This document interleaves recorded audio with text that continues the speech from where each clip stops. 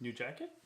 An old jacket. I like this jacket. Hello and welcome to Hops and Bros. This week On Craft Beer 101. a special request from Jaron Oliver. Yes, a long-time listener, which he's been commenting with us for a while there. Exactly. It's always nice to hear from him. You wanted to know more about Trappist beers. Where the hell do they come from, and why aren't we dressed as monks? It's just good question there, Chris. I don't know.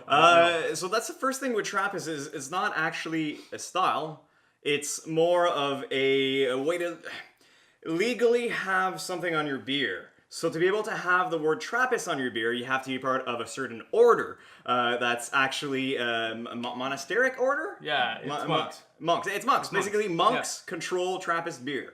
There's currently only 11 breweries that are allowed to be able to put the little Trappist on there, and they have sued in the past for other breweries that have put Trappist. And they're super aggressive. So basically, 6 breweries in Belgium, 2 in the Netherlands, 1 in Austria, 1 in Italy, and 1 in the United States. Exactly, total of 11. That's all. Yes. Yeah.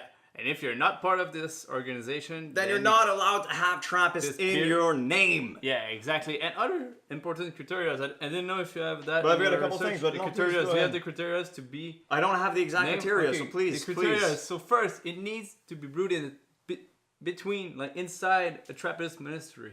Okay, so it has to be a monastery, an official monastery, and it has to be on that property. You can't do it anywhere else and call it Trappist. And it needs to be brewed by monks or supervised by monks. That's what I had read, yeah. Number 2. Yes. It needs to be the second goal of that monastery. A second goal? Yeah, it can't be a monastery to be a brewery. Okay. So it needs to be. So it has to be a monastery. And then it can brew. Yeah, exactly. And number 3, not intended as a profit venue.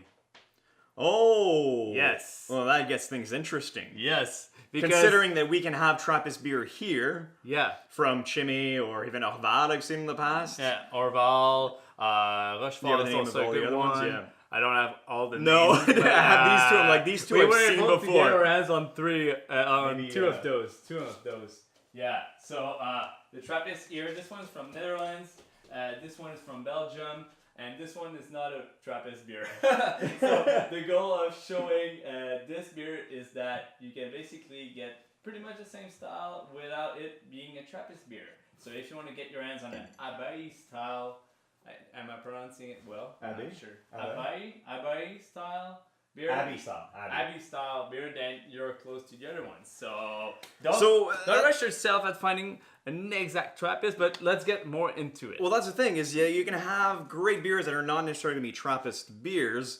Trappist, again, it's not a style. It's actually just a legal way to say that you follow a certain credo to be able to brew your beer. Exactly. It's like a copyright. Yeah. It's basically just a copyright, which is not a bad thing. It's actually really interesting, but not necessary.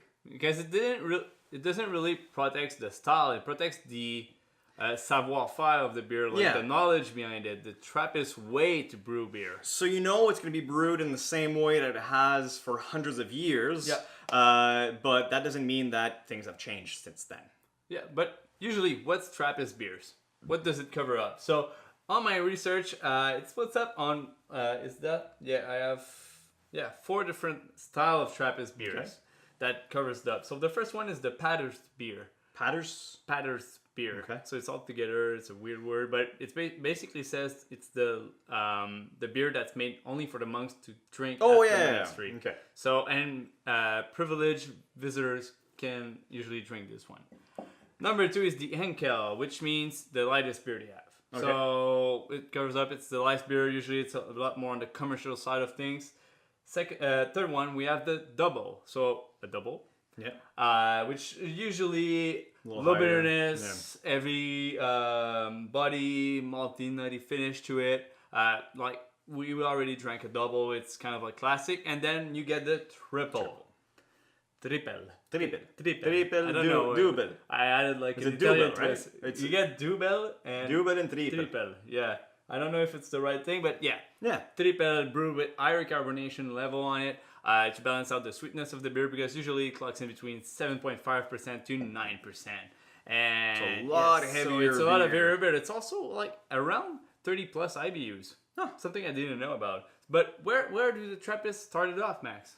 Well, what I saw was in a monastery in France. Okay. But it's in Belgium, the monks over there that really popularized the not the style, but kind of started following the credo a little more, and that's why there's 6 in Belgium and then a couple in other states. The one thing French got all destroyed during the war. Too. That's the thing. Is the thing with Belgium and even France is that Europe in general, the borders kind of switched a lot. So yes, you do have some definite cities that were in some states, but they constantly changed power, so you never really know where it came from or where it's going. Now we pretty much know, and now we know that Belgium is the location, I'd say. Okay. Yeah. And one thing that does make the Trappist beers really unique is their yeast. Okay. Because they've kind of like they have their in-house yeast. And it's the same strain from years to now. It's been like computerized. And so they have modernized the process. Yeah, they have modernized the process, but they've isolated the yeast. Yeah. And it's really where you get those nice fruity esters notes, a little bit like all the clove notes, a little bit like it's spicy. Depends on which yeast strains. Like the Chimay will taste that way, or else I think I get a little bit more of the pepperiness out of it. Less bananas, fruity esters, not that much. So it's a little bit drier than the other ones I had. With that kind of like Belgian yeast character to it. So it's really something. When you think about Trappist beer, think about yeast character. So the Trappist beers have a really specific yeast character, which is really characterized by all that fruity esters, cloviness, bananas, even bubblegum in it. So, and also high carbonation. Those Belgian guys, they love their beer stronger and also with a nice head on top. So the whole aspect of serving a beer, the whole aspect of serving a beer is really accentuated in drinking it in those kind of glasses or the monk ones, like the big. I don't have the right word for it, so it's kind of like a big cup, but like not a bell shape or. No, let's say you cut it right here in half. Oh yeah, those guys. Like Left for a while had those glasses. Yeah, yes, like I've the seen left those. glass where, So it's really like, don't say they were picky on that, but the aspect of serving the beer is still really important in their culture. So that's kind of like the research I have for Trappist beer. It covers up a lot of stuff. A lot of information for sure. And the reason why we have one that it's not a Trappist beer is because we want you guys to try something else from here. Because exactly, try styles that are, again, a Trappist beer is not a beer style. It's a trademark. So try other beers that are in the same styles that try to, I guess, pay homage to the Trappist style and that are a little more local, a little more crafty. Even locally, you can get access to Escopent Labs and White Labs are doing Trappist yeast. Nice, that's been taken over from the actual monasteries. Nice. So it's kind of like a commercialized yeast that, it just gets down to homebrewers wants to do it. They're curious. They want to pay for it. So they're selling it. Yeah. And it pays food for all those nice monks that they're basically brewing beer to live. Which is a great way to live. Exactly. Great way to live. So cheers to you. And if you want to help us live out of our beer passion, then leave a little like and subscribe to our channel. Please do. And let us know what you want to see on the episode. It's happened a couple times, and we do like to be challenged, to be like, we want to know about this aspect or that aspect or this style or that style. It's interesting. It's fun. And since we're filming every single week, then usually the turnaround is quite quick. Either a week or two, maybe a little more, depending on if we have scheduled things. But otherwise, give it a try. Your video gets out. So thanks a lot, Jaron, for this little recommendation. Made us research a lot and have fun. So cheers and see you in the next video, guys. Cheers.